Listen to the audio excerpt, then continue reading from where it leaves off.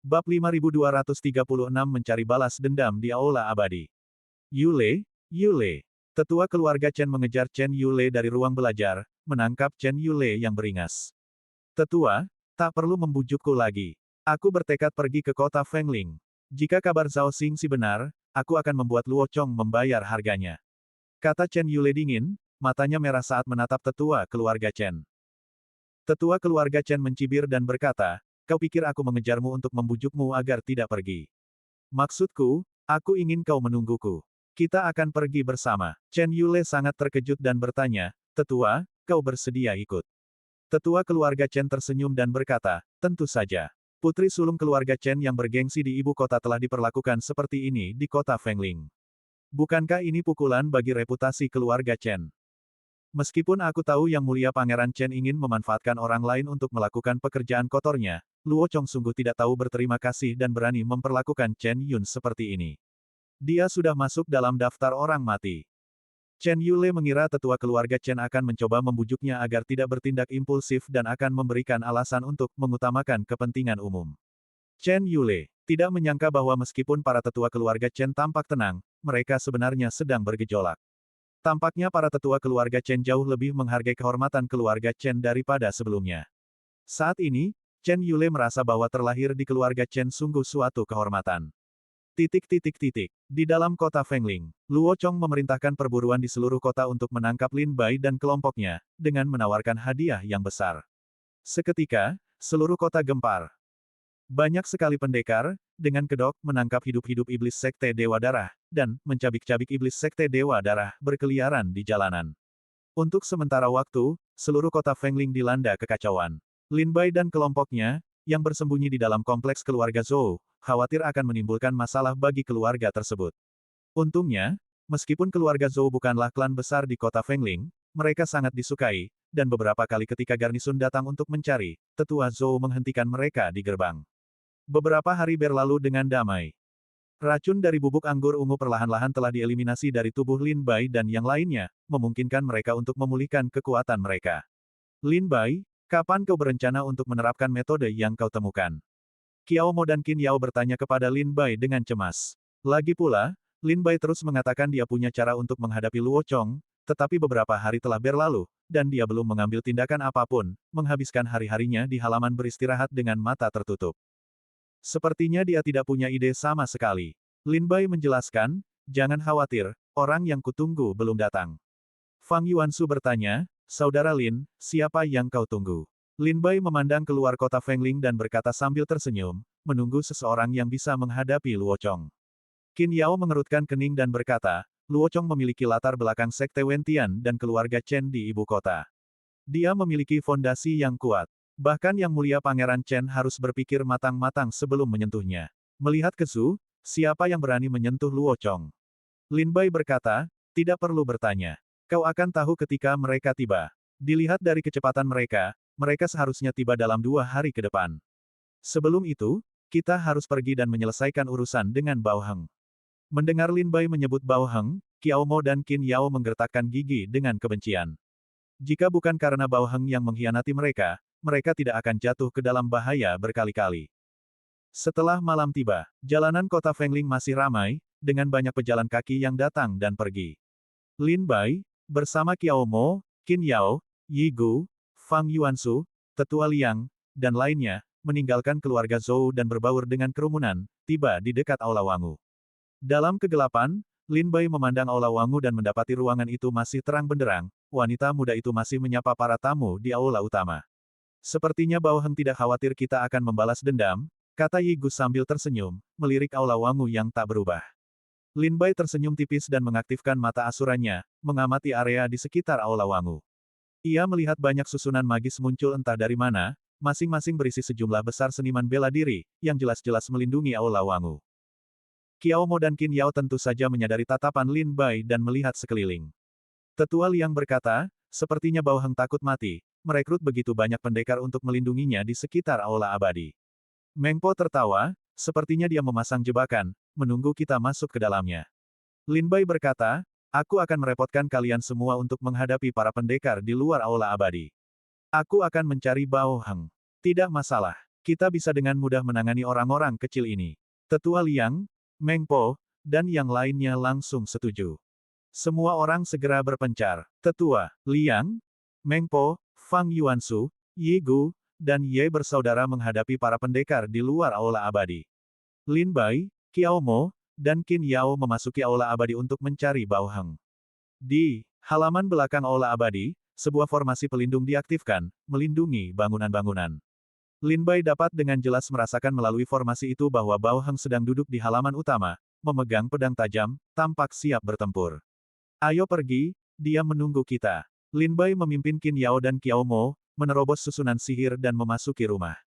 Pintu berderit, terbuka, dan Bao Heng, yang gelisah di dalam, langsung berteriak, siapa di sana? Roh pendendam yang ingin membalas dendam. Di luar, Lin Bai terkekeh dan masuk. Melihat Lin Bai dan yang lainnya, raut wajah Bao Heng berubah muram, pedangnya berkilau tajam. Aku benar-benar meremehkan kalian. Kalian datang dan pergi dengan bebas di mansion tuan kota yang dijaga ketat, kalian bahkan lolos tanpa cedera dari jalan hutan kering yang dirancang dengan cermat. Kalian bukan prajurit dari divisi Zhaoxing, kan? Kalian pasti murid dari 5 keluarga dan 7 sekte. Lin Bai tersenyum. Kita semua murid dari sekte Tianshui. Bao Heng mencibir, itu tidak mengejutkan. Meskipun para prajurit dari divisi Zhaoxing mahir dalam pengumpulan intelijen, dalam hal metode dan kekuatan, mereka jauh lebih rendah daripada murid dari 5 keluarga dan 7 sekte. Lin Bai berkata, Bao Heng, kau agen rahasia tingkat tinggi divisi Zhaoxing, kenapa kau mengkhianati dinasti? Bao Heng menjawab dengan dingin, siapa yang mau jadi anjing seumur hidup? Aku juga punya cita-cita dan karir sendiri. Aku mengerti. Sayangnya, cita-citamu telah membawamu pada kematian, kata Lin Bai dingin. Hahaha. Bao Heng tertawa terbahak-bahak, kilatan licik di matanya. Siapa yang hidup dan siapa yang mati masih belum diketahui. Jadi kenapa kalau kalian murid sekte Tianshui? Tahukah kau bahwa aku sudah menyiapkan ratusan ahli di luar aula Wangu, tinggal menunggu perintahku, dan mereka akan menyerbu masuk. Tentu saja, aku tahu mereka bukan tandinganmu, tapi selama aku bisa menahanmu sebentar, aku bisa meminta penguasa kota mengirim pasukan, dan kau pasti akan mati. Penjaga, teriak Bao Heng ke arah luar. Berhenti memanggil, mereka tidak bisa datang. Saat itu, Fang Yuansu, Yi Gu, Meng Po, Ye bersaudara, dan yang lainnya masuk. Fang Yuansu bahkan melempar gadis itu dari aula depan ke hadapan Bao Heng. Gadis itu berlumuran darah dan sudah tak bernyawa ketika mendarat di hadapan Bao Heng. Lin Bai melirik Fang Yuansu dan tertawa, saudara Fang, aku tak menyangka kau, yang tampak begitu halus, begitu kejam. Fang Yuansu tersenyum kecut, saudara Lin, jangan menatapku seperti itu. Aku tidak melakukannya, itu tetua Liang. Lin Bai menatap tetua Liang, yang terkekeh dan berkata, pria tua ini jauh lebih tua dari kalian semua, dan aku telah menghadapi lebih banyak bahaya daripada kalian, jadi aku mungkin lebih mengerti daripada kalian apa artinya tidak bisa diandalkan. Jangan tertipu oleh penampilan gadis kecil yang lemah itu. Jika diberi kesempatan, siapa yang tahu trik licik apa yang mungkin dia lakukan. Bab 5237 Lokasi Menara Penyegel Dewa Darah. Sebelum kami memasuki ruangan ini, orang-orang yang kau tempatkan di luar sudah kami tangani. Sisa waktunya terserah padamu. Jika kau mengaku dengan benar, kami mungkin akan membiarkanmu mati dengan cepat. Mata Liang Tua menyipit, niat membunuh yang membara terpancar di dalamnya. Untuk seseorang yang telah berulang kali mencoba membunuh Lin Bai dan yang lainnya, Lin Bai dan yang lainnya tidak memiliki niat baik terhadapnya. Ekspresi Bao Heng meledak, wajahnya kosong untuk waktu yang lama sebelum senyum arogan yang liar perlahan muncul di bibirnya. Senyum itu dipenuhi dengan kebencian dan ketidakberdayaan. Bao Heng sudah tahu bahwa situasinya tidak ada harapan. Sebagai mantan agen utama divisi Zhaoxing, ia sangat akrab dengan aturan ketat divisi Zhaoxing, dan ia bahkan lebih tahu konsekuensi dari mengkhianatinya. Bagi para ahli bela diri yang mengkhianati divisi Zhaoxing, kematian hanyalah sebuah berkah, mereka akan disiksa sampai mereka menginginkan kematian. Lin Bai bertanya, kau sudah lama bersekongkol dengan Luo Chong, kan? Di mana menara penyegel Dewa Darah? Hahaha, menghadapi pertanyaan langsung Lin Bai, Bao Heng tidak menjawab, melainkan terus tertawa terbahak-bahak, tidak perlu bicara lagi, tidak perlu bertanya lagi, aku tidak akan memberitahumu apapun. Sekalipun aku menceritakan semuanya, aku tetap tidak akan lolos dari kematian, jadi untuk apa aku bicara? Kau orang yang bijaksana. Bibir Lin Bai melengkung membentuk senyum, lalu ia menendang dada Bao Heng, melukainya dengan parah. Bao Heng batuk darah dan jatuh ke tanah dalam kondisi mengenaskan. Tepat saat ia hendak berdiri, Lin Bai memukul kepalanya dengan telapak tangan. Seketika, semua ingatan Bao Heng tersedia untuk diselidiki Lin Bai. Akhirnya, Lin Bai menemukan sebuah ingatan yang sangat tersembunyi di benak Bao Heng. Suatu malam, Bao Heng menyelinap ke istana penguasa kota untuk mengumpulkan informasi.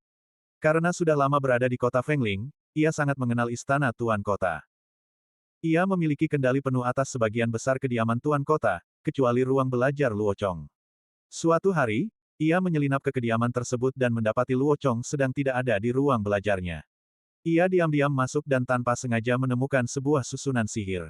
Setelah bertahun-tahun meneliti, Bao Heng akhirnya menemukan teknik aktivasinya. Ia memanfaatkan kesempatan untuk kembali memasuki ruang belajar Luo Chong dan diam-diam mengaktifkan susunan tersebut, hanya untuk menemukan lorong tersembunyi yang mengarah ke bawah tanah.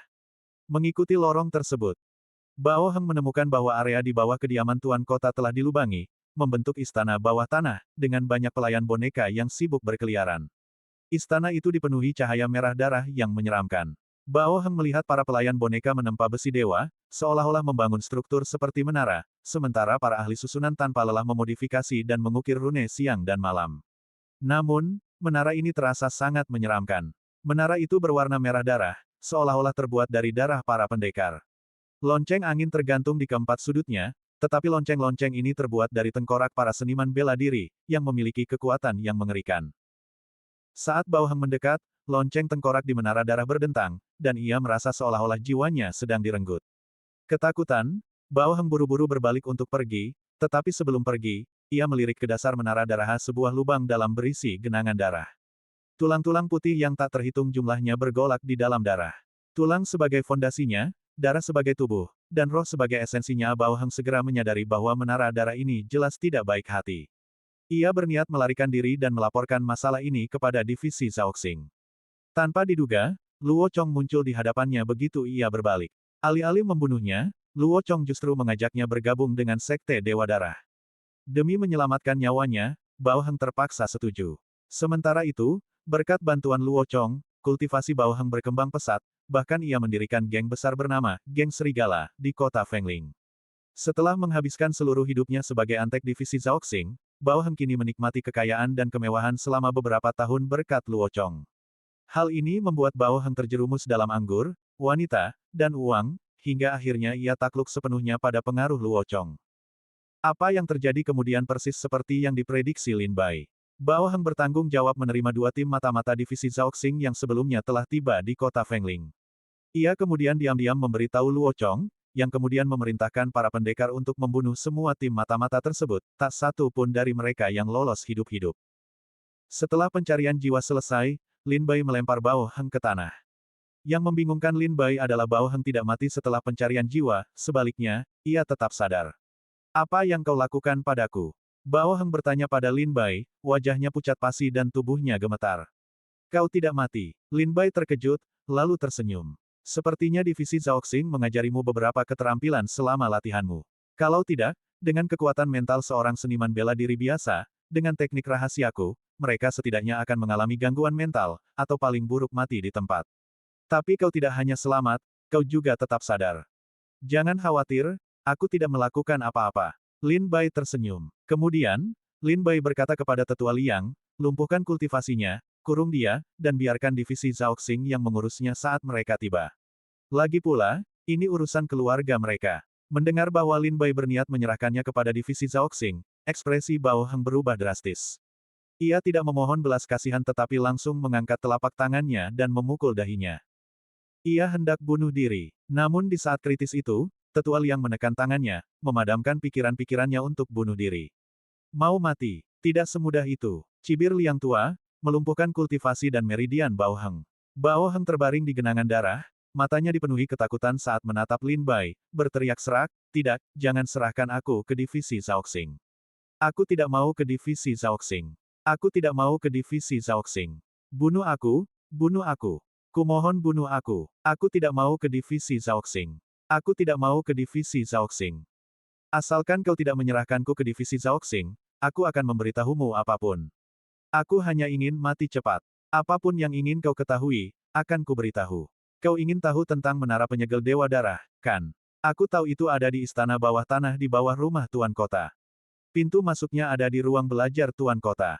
Apapun yang ingin kau ketahui, akan kuberitahu. Kumohon bunuh aku. Bunuh aku. Aku tidak mau ke divisi Zhaoxing. Bao Heng berteriak putus asa pada Lin Bai. Ia tak ingin hidup lagi, ia hanya ingin mati cepat. Dari raut wajahnya yang panik, jelas terlihat bahwa ia memiliki ketakutan dan kekhawatiran yang belum pernah terjadi sebelumnya terhadap divisi Zhaoxing. Ia adalah agen rahasia papan atas divisi kriminal kekaisaran. Ia tahu betul nasib mereka yang mengkhianati divisi, dan ia juga memahami nasib para seniman bela diri yang jatuh ke dalam cengkeramannya. Nasib mereka hanyalah mengharapkan kematian tetapi tak mampu bertahan. Bahkan jika tubuh dan jiwa mereka hilang, jiwa mereka akan menderita siksaan tanpa akhir. Aku tak ingin tahu apa-apa lagi darimu, ejek Lin Bai, berbalik dan pergi. Bao Heng memperhatikan sosok Lin Bai yang menjauh, raut putus asa perlahan muncul di matanya, sebelum akhirnya jatuh tak berdaya ke tanah. Bab 5238 Keluarga Chen tiba. Liang Tua menyeret Bao Heng pergi dan membawanya kembali ke keluarga Zhou. Bao Heng bilang menara penyegel Dewa Darah ada di istana bawah tanah di bawah rumah Tuan Kota. Kami sudah melaporkan hal ini kepada Yang Mulia Pangeran Chen, jadi misi kami bisa dianggap berhasil, kata Qiao Mo dan Qin Yao kepada Lin Bai setelah berpikir sejenak. Lin Bai mengangguk dan berkata, benar, perjalanan ini sepadan. Segera, Lin Bai kembali ke kamarnya, memasang susunan sihir, dan menghubungi Yang Mulia Pangeran Chen. Saudara Lin, apakah ada kabar baik? Tanya Cu Junyao dengan tidak sabar. Saat ini, tugas utama divisi Zhaoxing adalah menemukan lokasi menara penyegel Dewa Darah di Kesu, tetapi mereka belum menemukan apapun di tempat lain. Jika mereka bisa menerobos kota Fengling, itulah situasi yang paling diharapkan Cu Junyao. Sudah dikonfirmasi. Menara penyegel Dewa Darah memang ada di kota Fengling. Lokasi pembangunannya berada di istana bawah tanah di bawah kediaman penguasa kota Fengling. Pintu masuk ke istana bawah tanah berada di ruang belajar Luo Chong di kediaman penguasa kota. Lin Bai menyampaikan informasi yang ia peroleh dari Bao Heng kepada Cu Junyao. Bagus, seru Cu Junyao, kegembiraannya nyaris tak tersamarkan. Karena Sekte Dewa Darah telah merayu kota Fengling milik Luo Chong sebagai lokasi pembangunan menara penyegel Dewa Darah, Luo Chong pasti memegang posisi tertentu di dalam sekte. Mungkin kita bisa mendapatkan lebih banyak informasi tentang Sekte Dewa Darah darinya. Saya akan segera mengutus Sumo untuk menangani masalah ini. Ngomong-ngomong, Saudara Lin, saya telah menyelesaikan tugas yang Anda minta terakhir kali. Tetua Chen dan Chen Yule seharusnya segera tiba di kota Fengling. Saya khawatir Chen Yule mungkin akan membunuh Luo Chong karena marah, jadi jika perlu, Anda harus membujuk Tetua Chen dan Chen Yule untuk mengutamakan kebaikan bersama. Beritahu keluarga Chen bahwa begitu divisi Zhaoxing mengetahui kabar dari Luo Chong, aku jamin akan mengembalikan Luo Chong kepada keluarga Chen. Pada saat itu, keluarga Chen boleh berbuat sesuka hati. Cu Junyao telah memberi Lin Bai tugas keduanya, memastikan keselamatan Luo Chong. Sumo sedang menjalankan tugas resmi di luar kota Qinglian. Aku akan memerintahkannya untuk segera berangkat, dia akan tiba di kota Fengling paling lama 3 hari. Tambah Cu Junyao, Saudara Lin, kau telah berjasa besar kepadaku. Kukatakan lagi, setelah kita selesai menangani masalah Sekte Dewa Darah dan kembali ke ibu kota, aku akan secara pribadi memohon imbalan kepada Yang Mulia atas namamu. Kata Cu Junyao sambil tersenyum. Lin Bai menjawab, kita bicarakan nanti. Aku di sini untuk membantumu atas perintah sekteku, itu yang seharusnya kulakukan. Setelah membahas detailnya dengan Cu Junyao, keduanya memutuskan sambungan telepon. Gemuruh. Saat itu, sebuah getaran hebat mengguncang seluruh kota Fengling. Setelah gempa, terdengar teriakan dingin dan marah, Luo Chong, keluar. Semua seniman bela diri di kota Fengling keluar dari rumah mereka dengan ketakutan, menatap awan. Di sana berdiri seorang pria dingin dan tampan berjubah hitam, berambut panjang tergerai, menggenggam pedang tajam, tatapannya dingin dan tanpa ampun saat ia menatap kota Fengling. Di bawah aura pedangnya yang mengesankan, seolah seluruh kota Fengling tak mampu menahan satu serangan pun. Kekuatan yang luar biasa. Meskipun pemuda ini hanya berada di puncak alam Dewa Dao, kekuatan pedangnya tak kalah dengan seniman bela diri di alam buah Dao Tai. Mengerikan sekali. Siapakah pemuda ini? Berani-beraninya ia memanggil tuan kota dengan namanya dan bahkan memaksanya keluar. Sombong sekali. Luo Chong memiliki reputasi yang cukup baik di kota Fengling, jadi ketika mendengar seseorang tidak menghormatinya, wajah banyak seniman bela diri menjadi dingin. Pada saat ini, para jenderal garnisun melompat, bertemu pandang dengan sang pendekar pedang di balik susunan sihir, dan berteriak, iblis macam apa yang berani bertindak begitu lancang di kota Fengling. Sang pendekar pedang memelototi para jenderal dengan dingin dan berkata dengan nada dingin, putra suci keluarga Chen. Chen Yule. Asteris 7 kata, putra suci keluarga Chen, Chen Yule, menyambar para jenderal bagai petir, hampir membuat mereka ketakutan setengah mati.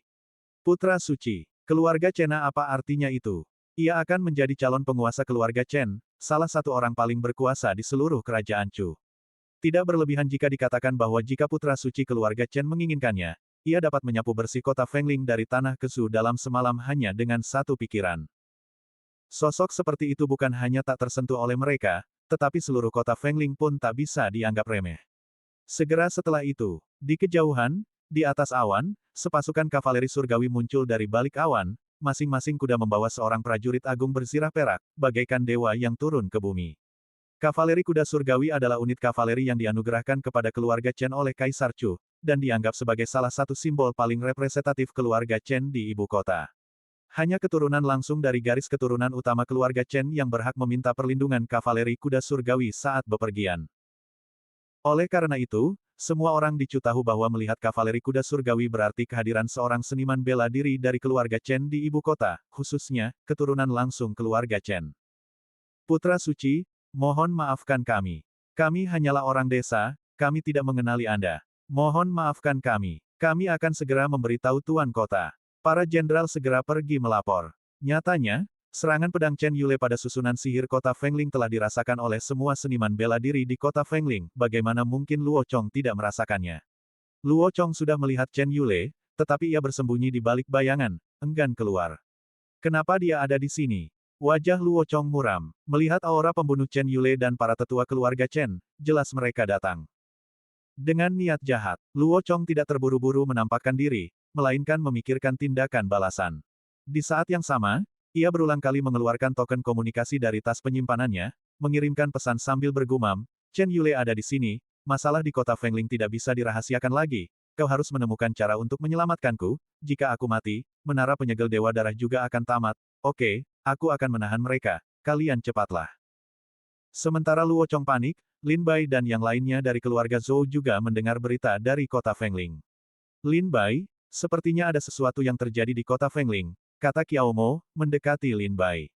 Lin Bai dan yang lainnya menatap awan dan melihat pendekar pedang tak tertandingi berdiri di atas formasi kota Fengling, auranya luar biasa dan tak tertandingi. Itu, Chen Yule, putra suci dari keluarga Chen. Tetua Liang dan Meng Po gemetar.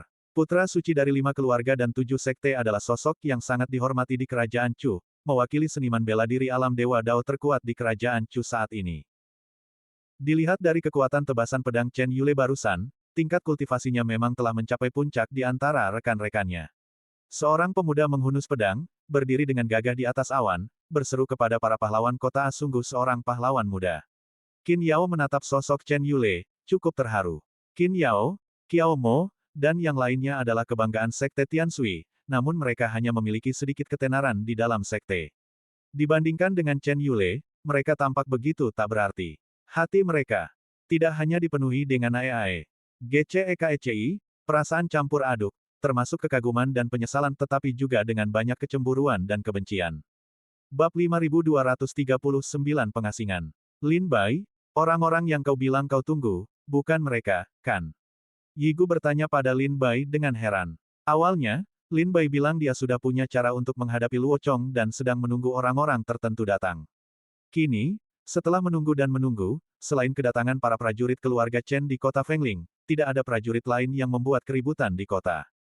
Lin Bai tersenyum misterius. Melihat senyum di wajah Lin Bai, Qin Yao tampak berpikir dan berbisik, apakah terjadi sesuatu pada Chen Yun di istana Tuan Kota. Setelah semuanya seperti ini, Lin Bai merasa tidak ada gunanya menyembunyikan apapun, jadi dia mengungkapkan semuanya, Luo Chong meninggalkannya setelah merayunya, dan kultivasi Chen Yun pun lumpuh. Dia sekarang hidup menyendiri di halaman kecil di istana Tuan Kota. Tapi Chen Yun adalah wanita yang sangat bodoh dan berbakti. Meskipun dia menderita begitu banyak ketidakadilan, dia tetap tidak pernah berpikir untuk membalas dendam pada Luo Chong. Aku bahkan curiga setiap kali keluarga Chen di ibu kota menghubunginya, dia selalu sengaja menyembunyikan sesuatu dari Luo Chong dan tidak memberitahu keluarga Chen tentang situasinya. Setelah menyimpulkan semua ini, aku mengirim pesan telepati kepada Yang Mulia Pangeran Chen, memintanya untuk menanyakan secara halus tentang situasi Chen Yun di kota Fengling. Pada titik ini, baik Qiao Mo maupun Qin Yao, yang sangat cerdas, langsung mengerti. Qin Yao tersenyum dan berkata, Chen Yun adalah bibi Chen Yule. Mendengar Chen Yun menderita begitu banyak ketidakadilan di kota Fengling, Chen Yule tentu saja murka dan segera bergegas ke kota Fengling. Qiao Mo melanjutkan, Luo Chong mendapat dukungan dari Sekte Wentian dan keluarga Chen di ibu kota. Bahkan Yang Mulia Pangeran Chen harus berpikir matang-matang sebelum mengambil tindakan terhadapnya. Sekarang, jika keluarga Chen di ibu kota berurusan dengan Luo Chong, itu akan menyelamatkan Yang Mulia Pangeran Chen dari banyak masalah. Memanfaatkan orang lain untuk melakukan pekerjaan kotor itu rencana yang brilian. Lin Bai menarik napas dalam-dalam dan berkata, sayang sekali mereka datang terlalu cepat, di waktu yang salah. Qin Yao bertanya, mengapa kau berkata begitu? Lin Bai berkata, saya sudah melaporkan informasi yang saya dapatkan dari Bao Heng kepada Yang Mulia Pangeran Chen. Yang Mulia Pangeran Chen sangat gembira dan ingin mengorek lebih banyak informasi tentang rencana Sekte Dewa Darah dari Luo Chong. Di saat yang sama, Zhu Mo, Komandan Divisi Zhaoxing, telah berangkat dan diperkirakan akan tiba di kota Fengling dalam 3 hari. Tapi sekarang keluarga Chen dari ibu kota telah tiba di kota Fengling. Jika mereka membunuh Luo Chong dalam keadaan marah, itu akan mengacaukan seluruh rencana. Qin Yao dan Qiao Mo mengangguk, alis mereka berkerut. Ayo pergi, ayo kita lihat. Kita sama sekali tidak boleh membiarkan Luo Chong mati. Lin Bai berkata, lalu meninggalkan keluarga Zhou dan pergi ke sekitar istana penguasa kota. Di luar susunan sihir, Chen Yule menunggu dan menunggu, tetapi Luo Chong tidak muncul. Ia lalu berteriak dingin, di mana Luo Chong? Apa dia belum datang? Para jenderal di dalam lingkaran sihir tampak getir. Mereka semua tahu bahwa dengan keributan seperti itu, Tuan Kota Luo Chong seharusnya sudah menyadarinya, tetapi Luo Chong belum muncul. Mohon tunggu sebentar, Putra Suci. Tuan Kotaku baru saja mengasingkan diri dan butuh waktu untuk menyelesaikan pekerjaannya, jadi dia jauh lebih lambat dari yang diperkirakan. Salah satu jenderal itu cerdas dan langsung mencari alasan untuk mengasingkan diri. Mengasingkan diri adalah praktik umum di dunia seni bela diri. Jika kau bertemu seseorang yang tidak ingin kau temui, kau cukup bilang kau akan mengasingkan diri, dan orang itu akan mengerti dan pergi. Lagi pula, bagi dunia seni bela diri, menembus tingkat kultivasi dalam pengasingan diri adalah hal yang terpenting, dan tidak ada yang ingin mengganggu kultivasi orang lain. Apakah dia benar-benar mengasingkan diri? Atau apakah dia memang tidak ingin bertemu denganku? Alis Chen Yule berkerut, dan ia perlahan kehilangan kesabaran, atau apakah dia memang tidak berani bertemu denganku? Para jenderal buru-buru berkata, ini. Yang Mulia, apa yang Anda katakan? Tuan Kota Luo Chong adalah menantu keluarga Chen, bagaimana mungkin dia tidak berani melihat keluarganya sendiri? Chen Yule mendengus dingin dan berkata, aku terlalu malas bicara denganmu. Bukalah susunan sihir dan biarkan aku masuk. Ini, para jenderal langsung bingung. Chen Yule jelas punya niat jahat. Jika mereka membiarkannya masuk dan dia membuat masalah, merekalah yang akan disalahkan. Wajah Chen Yule berubah ganas, dan dia berteriak dingin, jika kau tidak membuka susunan sihir, aku akan melancarkan serangan langsung. Boom! Suara Chen Yule, disertai kekuatan surgawi yang agung, menyebar seperti guntur, meledak di langit di atas kota Fengling. Aura pedang yang dapat menghancurkan jiwa seseorang menyapu, membuat banyak prajurit kota Fengling ketakutan hingga mundur. Jadi itu Yule, Luo Chong, yang bersembunyi di balik bayangan, melihat Chen Yule semakin marah dan tahu dia tidak bisa bersembunyi lebih lama lagi, jadi dia mengambil inisiatif untuk melangkah keluar dan datang ke susunan sihir, tersenyum sambil berkata, bukankah kau di kota Qinglian? Kapan kau tiba di kota Fengling? Kenapa kalian tidak membuka susunan sihir dan membiarkan Yule masuk? Luo Chong berbalik dan memarahi para jenderal. Setelah mendengar perintah Luo Chong, para jenderal membuka susunan sihir dan membiarkan para prajurit keluarga Chen masuk. Pasukan kavaleri surgawi terbang di atas kota Fengling bagaikan dewa yang turun ke bumi, menarik perhatian semua prajurit di kota Fengling. Luo Chong tersenyum dan melangkah maju, berkata, anak buahku terlalu liar, aku telah memperlakukanmu dengan buruk. Ayo, Yule, ikut aku ke istana penguasa kota. Kata Luo Chong kepada Chen Yule dengan penuh semangat, seolah-olah ia sedang bertemu seorang kerabat. Wajah Chen Yule tegas, dan matanya berkilat niat membunuh yang kuat. Ia menatap Luo Chong dan berkata dengan dingin, di mana bibiku? Luo Chong tersenyum patuh, Yule, apa kau merindukan bibimu? Kebetulan sekali, Yuner tiba-tiba merasa kultivasinya melemah beberapa waktu lalu, jadi ia mengasingkan diri. Mengasingkan diri, Chen Yule mengerutkan kening. Luo Chong terkekeh, iya, kultivasi Yuner telah terhenti di puncak alam Dewa Dao selama bertahun-tahun. Dia telah menggunakan begitu banyak sumber daya kultivasi, tetapi belum ada tanda-tanda terobosan. Kali ini, dia akhirnya menunjukkan tanda-tanda terobosan dan segera mengasingkan diri. Seperti yang kau tahu, bagi seorang seniman bela diri alam Dewa Dao untuk menembus alam buah Tai Dao, semuanya bergantung pada satu momen kesempatan itu. Jika mereka melewatkannya, mereka mungkin tidak akan pernah menemukan kesempatan itu lagi seumur hidup mereka. Jadi, aku seharusnya tidak mengganggunya, kata Luo Chong sambil tersenyum. Chen Yule mengerutkan kening. Jika apa yang dikatakan Luo Chong benar, maka dia benar-benar tidak bisa mengganggu terobosan Chen Yun.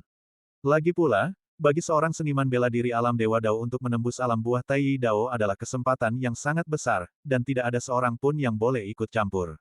Di dalam keluarga Chen di ibu kota, jika seorang seniman bela diri alam Dewa Dao ingin menembus alam buah Tai Dao, mereka bahkan dapat meminta perlindungan kepada keluarga, dan keluarga akan mengirimkan 2 ahli buah Tai Dao untuk menjaga mereka. Bisa dibayangkan betapa keluarga-keluarga besar ini sangat menghargai kultivasi seorang seniman bela diri tingkat buah Tai Dao. Namun, seorang utusan dari divisi Zhaoxing mengatakan bahwa kultivasi Chen Yun telah lumpuh. Bagaimana mungkin ia tiba-tiba bisa mencapai terobosan? Pada saat itu, tetua keluarga Chen yang mengikuti di belakang Chen Yule terkekeh muram dan berkata, Tuan Kota Luo Chong telah menemukan alasan yang tepat untuk Nona Yuner. Luo Chong kemudian berbalik dan melihat tetua keluarga Chen di belakang Chen Yule, yang sama sekali tidak mengenalnya. Ia tersenyum dan berkata, dan ini. Tetua keluarga Chen tersenyum dan berkata, saya hanyalah anggota cabang keluarga Chen, tetapi saya juga dianggap sebagai tetua Tai dari keluarga Chen. Saat melihat seorang ahli tingkat Tai, jantung Luo Chong berdebar kencang. Intuisinya mengatakan bahwa tetua keluarga Chen ini adalah buah Tai Dao sejati tingkat tinggi. Tingkat kultivasi dan kekuatannya beberapa tingkat lebih tinggi daripada dirinya. Bab 5240, sangat fasih. Menghadapi tekanan dari seorang ahli buah Tai Dao tingkat atas, bibir Luo Chong berkedut. Ia memaksakan senyum dan berkata, Tetua Chen, aku tidak sedang mencari-cari alasan untuk Yuner, tapi dia memang sedang menyendiri. Tetua keluarga Chen tersenyum, Tuan Kota Luo Chong, tidak perlu penjelasan lebih lanjut. Kami datang jauh-jauh dari kota Qinglian untuk mengunjungi Nona Yuner, kami tidak mungkin pulang dengan tangan kosong. Kan, bagaimana kalau begini, lanjut tetua itu, ajaklah kami ke tempat kultivasi Nona Yuner yang terpencil. Putra suciku dan aku akan memberi penghormatan di luar area kultivasinya, itu tidak sopan. Mata Luo Chong menyipit, tentu saja, ia 100 kali enggan untuk setuju.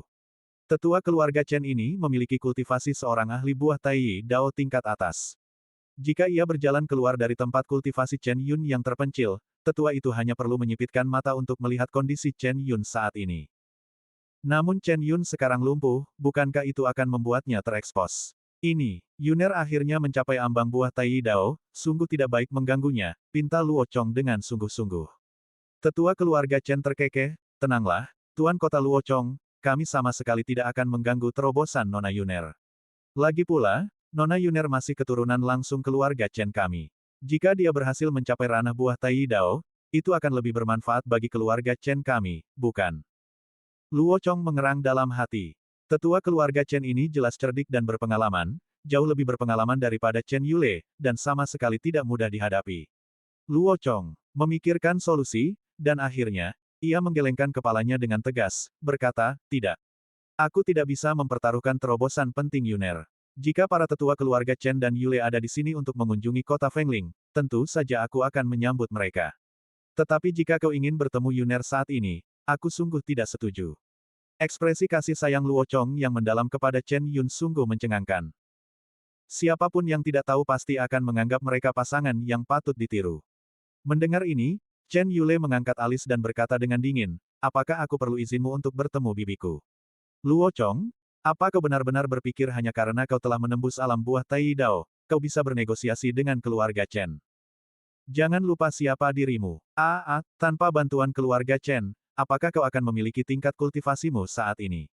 Apakah kau akan memiliki statusmu saat ini? Wajah Luo Chong menggelap, dan tangannya, yang tersembunyi di balik lengan bajunya, mengepal begitu erat hingga retak. Namun, pada saat ini, sebuah suara ringan dan lembut datang dari dalam rumah Tuan Kota Fengling. Yule, ku dengar kau datang ke kota Fengling, tapi sayangnya aku sedang menyendiri dan tidak bisa bertemu denganmu. Aku baik-baik saja, jangan khawatir. Suara ini jelas milik Chen Yun. Bibi, mendengar suara Chen Yun, raut wajah Chen Yule langsung berubah gelisah, dan ia berteriak ke dalam kediaman Tuan Kota, tapi Bibi, aku menerima kabar bahwa Bibi diserang oleh Luo Chong di kota Fengling. Chen Yule ingin mengatakan bahwa ia menerima kabar itu dari Pangeran Chen, tetapi di tengah jalan, ia teringat bahwa skandal keluarga tidak boleh diumbar di depan umum, jadi ia langsung mengurungkan niatnya. Setelah berpikir sejenak, Chen Yule berkata, "Aku menerima kabar bahwa Bibi mengalami masalah dalam kultivasi dan hampir kehilangan nyawa." Dari dalam kediaman Tuan Kota terdengar suara Chen Yun, "Itu hanya rumor, jangan dimasukkan ke hati, aku baik-baik saja." Chen Yule ragu dan melirik ke arah tetua keluarga Chen. Tetua keluarga Chen saat ini sedang memancarkan indera kedewaannya ke kediaman Tuan Kota untuk menyelidiki situasi Chen Yun. Namun, ia tak menyangka ada susunan sihir di luar istana Tuan Kota, yang memiliki kekuatan untuk mengisolasi indera ketuhanan bahkan seorang ahli buah Tai Dao tingkat tinggi. Susunan sihir yang luar biasa. Bahkan indera ketuhananku pun tak mampu menembusnya. Tetua keluarga Chen terpaksa menarik indera ketuhanannya. Suara Chen Yun tak hanya terdengar oleh para prajurit keluarga Chen, para prajurit di dalam dan luar kota Fengling pun mendengarnya. Lin Bai dan yang lainnya tentu saja juga mendengarnya. Qiao Mo dan Qin Yao menatap Lin Bai dengan bingung dan bertanya, ini teknik transmisi rahasia. Kalau Chen Yun lumpuh, bagaimana mungkin dia masih bisa menggunakan metode seperti itu? Lin Bai menatap ke dalam istana Tuan Kota dan mendesah getir, dasar bodoh. Kata Yi Gu, sekarang bukan waktunya untuk memikirkan masalah ini. Para prajurit keluarga Chen telah mendengar suara Chen Yun dan kini merasa tenang. Jika tidak terjadi hal yang tak terduga, setelah bujukan Luo Chong yang berulang kali, para prajurit keluarga Chen akan kembali. Lin Bai mengerutkan kening dan tersenyum getir, meskipun Yang Mulia Pangeran Chen tidak ingin Luo Chong mati, jika kita tidak menggunakan bantuan keluarga Chen untuk melenyapkan Luo Chong kali ini, situasinya akan semakin rumit di masa depan. Semuanya, tunggu di sini. Aku akan pergi menemui para prajurit keluarga Chen. Karena situasinya sudah seperti ini, Lin Bai tak punya pilihan selain maju sendiri. Segera, Lin Bai menunggangi pedang terbangnya, melesat ke angkasa, dan tiba di hadapan Chen Yule, Luo Chong, dan yang lainnya. Suara Chen Yun berlanjut dari dalam istana Tuan Kota, Yule, aku sangat bersyukur kau telah pergi jauh dari kota Qinglian untuk menemuiku, tetapi aku tidak bisa menemuimu sekarang. Untuk sementara, kembalilah, dan aku akan datang menemuimu setelah aku keluar dari pengasingan. Mendengar ini, Luo Chong buru-buru menimpali, jika Yule tidak ada urusan mendesak, kau bisa tinggal di kota Fengling selama beberapa hari, jika kau melakukannya, aku tidak bisa berlama-lama lagi. Kata-kata Luo Chong seolah mengundang Chen Yule untuk tinggal sebagai tamu, tetapi sebenarnya, ia mengusirnya. Chen Yule dan tetua keluarga Chen mendengus dingin.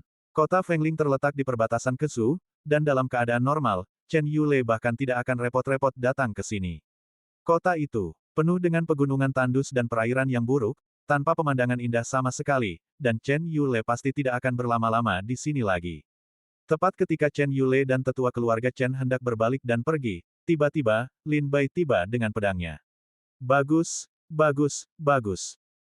Lin Bai tiba dengan pedang terbangnya, mengucapkan, bagus, 3 kali berturut-turut, lalu menggelengkan kepala sambil tersenyum pahit, Tuan Luo Chong sungguh tak berperasaan, dan Nona Chen Yun sungguh berbakti. Cek-cek, aku sungguh tak menyangka aku, Lin, akan melihat pasangan yang begitu patut dikagumi di alam iblis hanya dengan berjalan-jalan santai. Suaminya jelas-jelas meninggalkannya, tetapi istrinya masih saja menipu keluarga demi dia. Keluarganya baru saja mengirim prajurit untuk berkunjung, dan wanita bodoh itu masih melindungi suaminya. Aku sungguh tak tahu apakah ada yang bisa memahami kegilaannya. Lin Bai tiba dengan pedangnya, tetapi kata-katanya bagaikan belati yang menusuk hati.